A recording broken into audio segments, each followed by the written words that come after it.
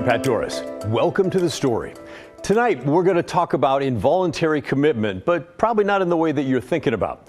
We're going to ask the question, if people are severely addicted to alcohol or drugs, should they be forced to get help? Washington State has that very law, and it's our big story tonight.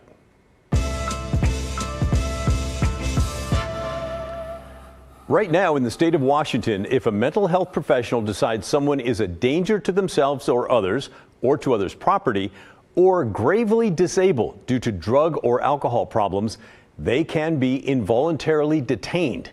In other words, forced into treatment. But that is not the law here in Oregon. Should it be? Evan Watson talks with the people behind that Washington State law. It's called Ricky's Law, and the heartbreaking role that Oregon played as the law's namesake wrestled with his own demons. In Washington, the name Ricky Klausmeyer-Garcia means something. He transformed his personal story of addiction into a new state law, Ricky's Law. It passed in 2016, taking effect 2 years later. Ricky, a champion for involuntary treatment for drug and alcohol use. Treatment, he said, saved his life. Others should have that chance. We know there are serious issues with untreated addiction in our community. And look, that's nothing new. What sort of shape are you in? 50 years ago, KGW aired a documentary on addiction. Better believe that the alcohol has messed up many people up. Exploring how hard it is for people to overcome that disease. If a man is sick, he takes a medicine. That helps his health. But that isn't a medicine to my nose. The question remains, is there a better way to help people? Washington and Oregon have similar problems, but Washington is taking a different approach. Ricky's Law made involuntary treatment for substance use disorder legal in Washington. That's not the case in Oregon, where forced treatment is only allowed for people with severe mental illness. Someone with a substance use disorder can be held briefly, but unless they agree to treatment, they're released. Families and healthcare workers often hope that a person chooses to go to rehab voluntarily. But in severe cases in Washington, it's Ricky's Law that's designed to intervene and prevent serious harm. When the law was enacted, it kind of opened my eyes like, oh yeah, there is something that we can do for those people. Natalie Olson works at ABHS Chehalis, one of the involuntary treatment facilities in the Evergreen State. 14 people are getting treatment here now. The process looks like this. Someone calls or alerts crisis services in a county. A designated crisis responder investigates. If they believe a person meets criteria for involuntary treatment due to a substance use disorder, they're detained and then taken to a secure withdrawal facility for up to 17 days. I'm going to provide them care and concern and stabilization and recommendations for the future. And I'm going to hopefully provide hope that they can get those, that they can receive that care that they need. Washington State Healthcare Authority data shows 961 people received involuntary treatment for substance use between October 2020 and September 2021. That dropped to 640 people the next year. Lauren Davis, Ricky's best friend turned state lawmaker who helped pass Ricky's Law, says the law has been incredibly effective, but not enough people are using it. Unfortunately, we are seeing just statewide a mass underutilization of this incredibly important life-saving tool, and that has been really frustrating. Hospitals might not call DCRs to investigate substance use cases if they need to clear bed space. Others might not know it's an option. The data shows most people leave forced treatment facilities after agreeing to continued voluntary treatment, but it's difficult to measure what happens next. And the reality is, for many people facing addiction, recovery isn't always a straight path.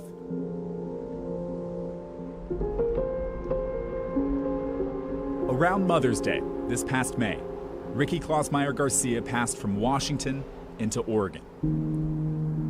Ricky had been sober from his alcohol addiction for years, but he had recently relapsed. On this trip to Portland, Ricky was running from his own law. Crossing the border to Oregon, a refuge away from involuntary treatment as he battled addiction once again. That was a sign that that his disease was active and he was scared. Ricky's husband, Kelsey, and his sister, Angelica, knew that Ricky couldn't get the help he needed in Portland because there's no Ricky's Law in Oregon. That I want to go get him and bring him back to Washington for him to get help, because I wanted him to keep fighting. Kelsey realized just how little could be done with Ricky now on the other side of the state line. And at one point I was talking to providers at that hospital in Oregon, begging them to not let him go. And they basically said, look, we wish we could help you. Ricky did make it back to Washington. He came back and then he wanted to get treatment, and then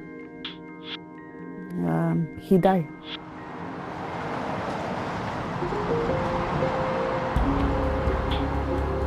He died in a treatment center. In June, family and friends mourned their loss and celebrated Ricky's impact as an addiction recovery leader at his funeral. I miss him every day. I miss him every moment. His family hasn't publicly shared details about his death. I do believe that law saved his life and gave us a lot of time together.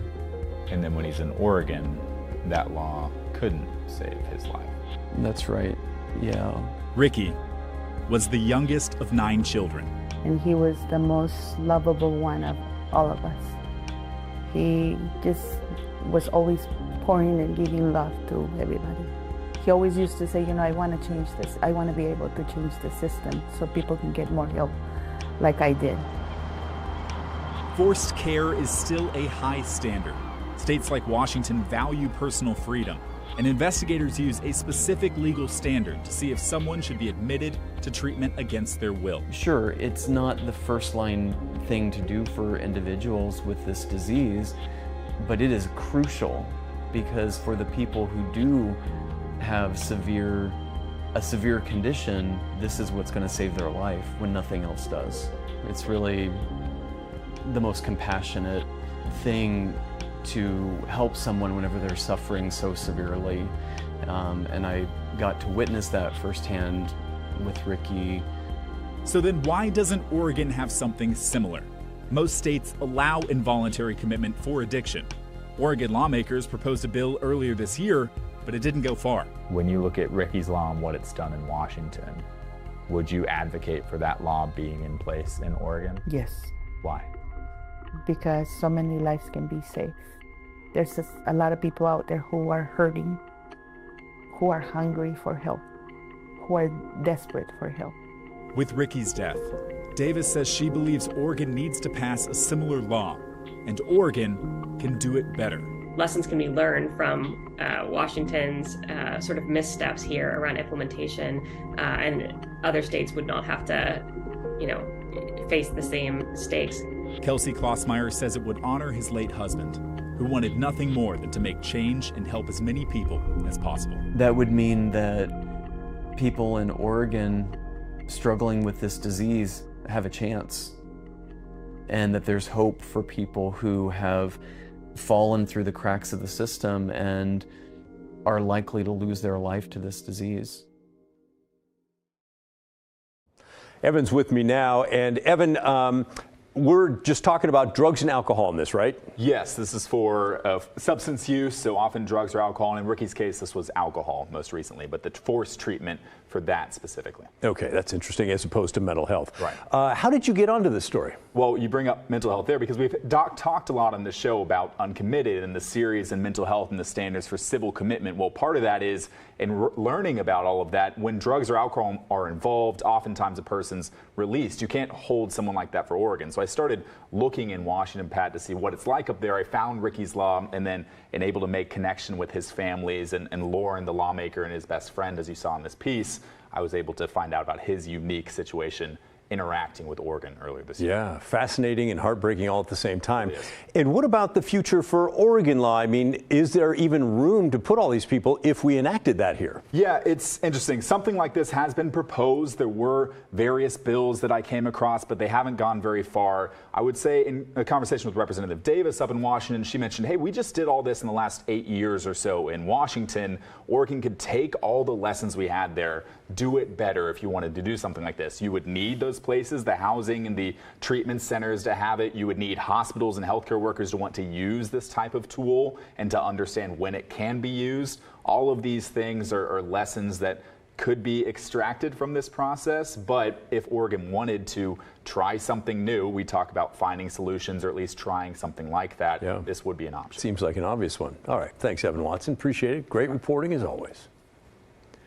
And now for you, what do you think about forced addiction treatment for drugs or alcohol in Oregon? Is that a feasible path forward for help with addiction crisis? And is it something that lawmakers here should consider? Or maybe not, and tell us why. You could email us. The address is thestory@kgw.com, or call and leave a voicemail. The number is 503-226-5090. The Oregon Secretary of State says more needs to be done to address the problem of domestic violence in Oregon. It is a big problem. According to the Secretary of State, more than 1 in 3 people in Oregon will become victims of domestic violence in their lifetimes. Auditors shared some real sobering statistics. 1 in 5 homicides nationwide stem from domestic violence. 393 fatal domestic violence incidents left 532 people dead in Oregon over the 10 years from 2009 to 2019. And in 2019, 15 out of Oregon's 36 counties had at least one domestic violence incident that left someone dead. It affects all levels of income, of course, including those who are homeless. The auditors point out that 32% of adults in families with children in homeless shelters had domestic violence. Another 15% of people were currently leaving a violent home. The Secretary of State's audit took a look at how Oregon is responding to domestic violence, and they found that services are fragmented throughout the state and service providers are not getting the resources that they need on a consistent basis. The Secretary of State's office says Oregon lacks a centralized, statewide response to domestic violence, and the approach right now is just too siloed. They urged Oregon state leaders to take action to bring all that together. We talked today with Emmy Ritter, the executive director of Raphael House. That's an organization that provides shelter and services to victims. She says, yes, our state's response needs to start focusing on long-term help. For survivors and their families, we have found that there's real success when we can be a touchstone for survivors. When they're in crisis, when they just need a support group, when they need a referral to somewhere else, that we've really seen people be able to take off with safe and stable housing and lives and thriving families. So long-term supports are essential. The systems don't pay for that, though. The system, the federal grants, the statewide grants, typically pay for the crisis management of domestic violence. So we're always in this loop of responding to crisis and violence. The audit also found that under the current system, service providers are not getting the funding they need, not getting the money, and that they're spending too much time applying for grants and doing administrative work. Ritter agreed. She told us the infrastructure to create a statewide task force is there, but it needs to be funded in a more stable way. The statewide funding can't be one-time funding. It really needs to be permanent, long-term, consistent funding. And I really think that if we had the stability of state funding, all the nonprofits throughout the state, we would be able to address some of these larger issues, really work on the prevention work and work together from a statewide perspective. The audit noted that Oregon's systemic issues, including a lack of affordable housing, lack of mental health care, lack of child care, all contribute to this problem, and that the lack of those services makes it harder for victims to leave and start their life over, and that those issues are all amplified for people with marginalized identities like BIPOC and LGBTQ people. Still to come on the story, we'll tell you about housing programs here in Multnomah County all the time, but one of the pilot programs that covered rent for a year is about to expire, meaning that some families are at risk of ending up back on the street. Plus, one of the Multnomah County commissioners resigned this morning, and it's because she wants a shot at Earl Blumenauer's seat in Congress. Who's leaving and who fills the seat for now when the story returns.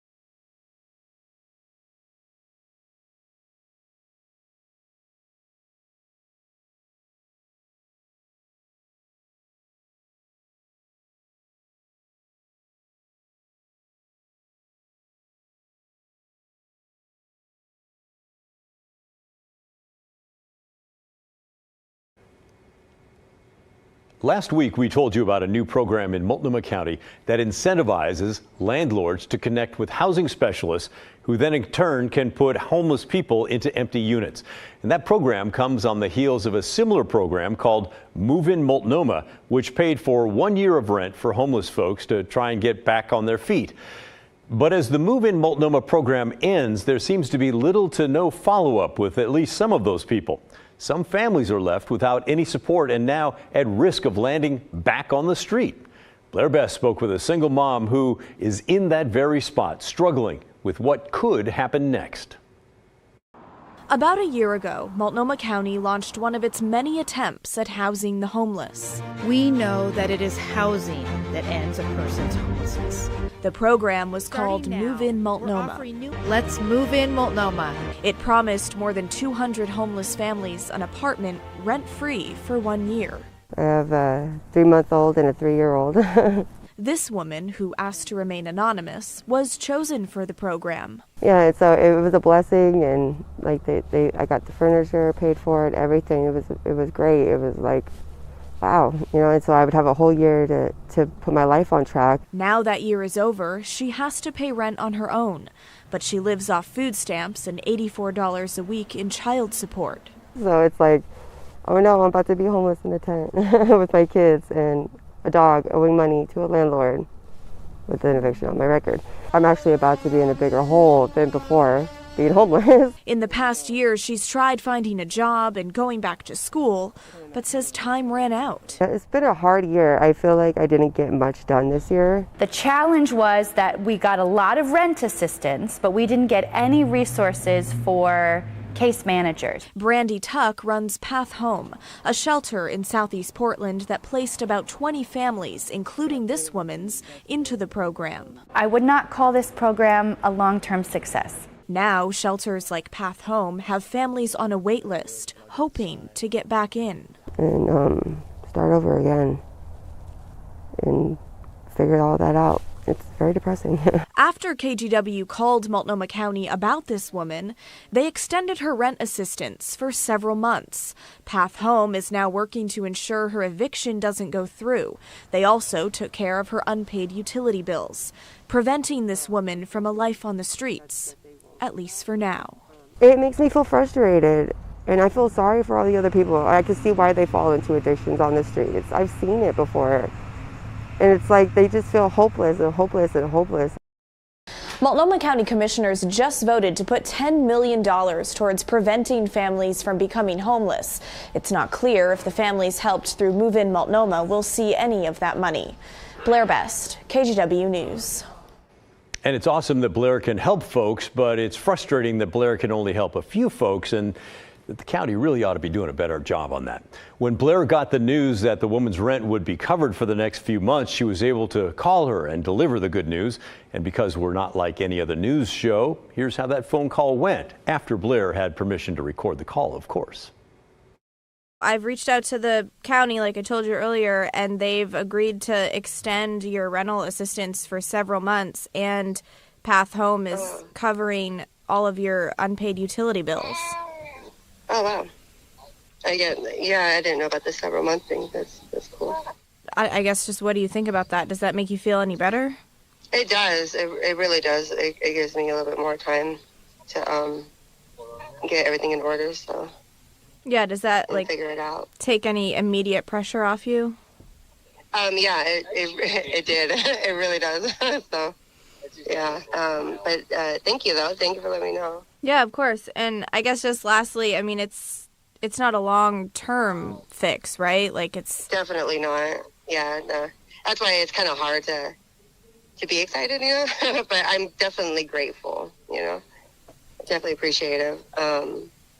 Yeah. Especially in the wintertime. So. Yeah, of course. Yeah. So now I just have to figure everything else out. And when it comes to Move In Multnomah program, the Joint Office of Homeless Services tells Blair that they are analyzing lessons learned from the pilot program, and those lessons are helping shape future programs.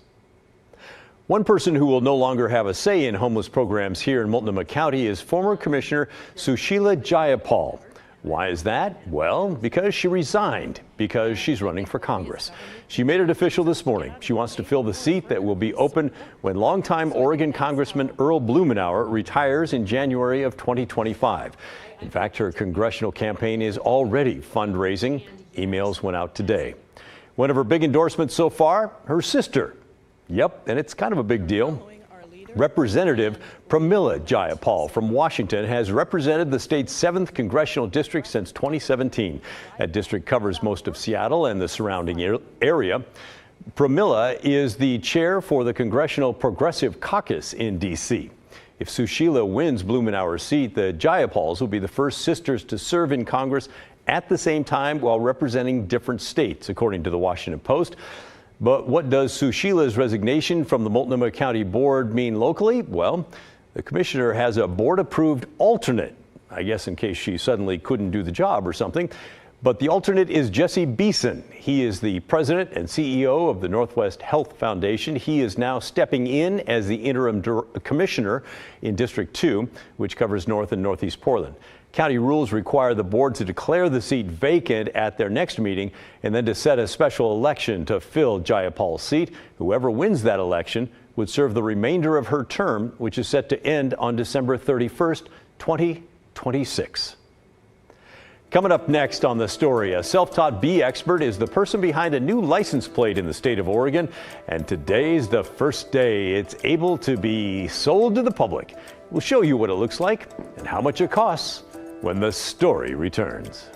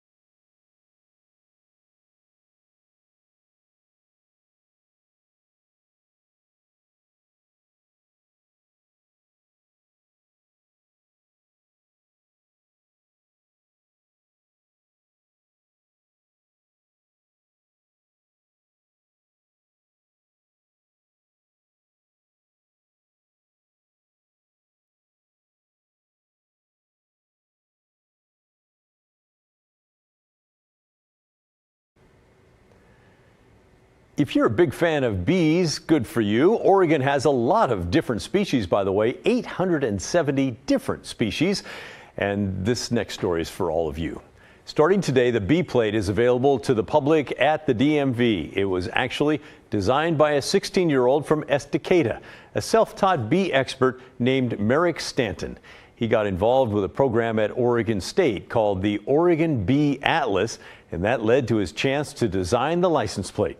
Despite competition from professional graphic designers and artists, Stanton's came out on top. It's important that people at least are aware of bees and are making changes, because we can know all about the bees and what's important, but if we have no action, it's not going to be of much use. Well, how about that? The plates have a $40 surcharge the first time you buy it, and then you're going to pay that surcharge every 2 years when you renew your registration. That's because $35 of that fee is going to go towards supporting pollinator research. How about that? That's the end of our show. Thanks so much for watching, and remember the story, our collective story, that never ends. Stick around now for the good stuff coming your way next. In the meantime, enjoy the rest of your Wednesday. I'll see you back here tomorrow night at 6:30.